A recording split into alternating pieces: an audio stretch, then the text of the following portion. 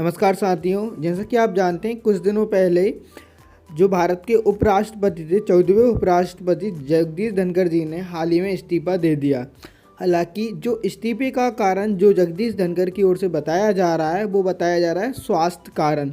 लेकिन आपको भी पता होगा ये कुछ स्वास्थ्य कारण नहीं हो सकता है, क्योंकि अचानक से यूँ इस्तीफा देना या पहले से अगर कहीं मान लेते कि अगर हाँ हॉस्पिटल में भर्ती थे या अन्य कोई रीज़न था, पर उन्होंने ये अचानक से शॉकिंग न्यूज़ दे दी सबको। अचानक में संसद में आके राज्यसभा में उन्होंने इस्तीफा दे दिया। पर विपक्ष की ओर से जो बात सामने आई है, जो राष्ट्रपति जी को उन्होंने इस्तीफा ये कहा है और अचानक से सडनली इस्तीफा सौंप दिया है की ओर से। इसमें उन्होंने जो मेंशन बात की गई है वो किसी भी सरकार के कारण ही किया गया है, लेकिन यानी कि उनका साफ कहना है कि मोदी जी के कुछ जो हालांकि जगदीश धनखड़ जी ने कि रिजाइन तो दे ही दिया है पर दे रहे हों जो बीजेपी की ओर से कुछ नेता हैं उन्होंने कहा है कि मोदी जी को उनको समझाना चाहिए कि थोड़ा उनसे बात करनी चाहिए कि आप रिजाइन कर लीजिए। अब सवाल ये आता है कि जगदीप धनखड़ जी के रिजाइन देने के बाद अब कौन भारत का अगला उपराष्ट्रपति बनेगा।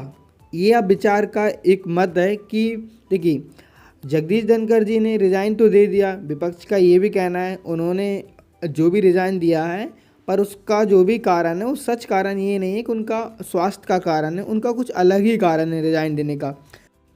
अब एक बात तो आप भी जानते होंगे कि राज्यसभा का जो प्रमुख सभापति होता है वो भारत का उपराष्ट्रपति ही होता है। तो देखना ये भी होगा कि अब राज्यसभा को कौन संभालेगा और भारत को अपना उपराष्ट्रपति कितने जल्दी ही मिल सकता है। हालांकि पीएम मोदी का अभी तक कोई भी ऑफिशियल बयान नहीं आया है कि इस वजह से उन्होंने रिज़ाइन दिया है, तो अभी कहना बहुत मुश्किल होगा कि उनकी जो रियलिटी है रिज़ाइन देने की वो क्या है, ये सब देखना बाकी होगा। पर हाँ, विपक्ष का साफ साफ कहना है कि सरकार के दबाव में दिया गया है रिज़ाइन। धनखड़ पर क्या बोले थे विपक्ष की नेता, जो भी है उनका साफ बयान है कि रिज़ाइन का कारण स्वास्थ्य कारण नहीं है। पर अब भारत के लिए देखना ये होगा कि आने वाले समय में और कितना जल्दी हो सकता है कि भारत को उपराष्ट्रपति अपना मिल जाए और राज्यसभा का सभापति उसको मिल जाए।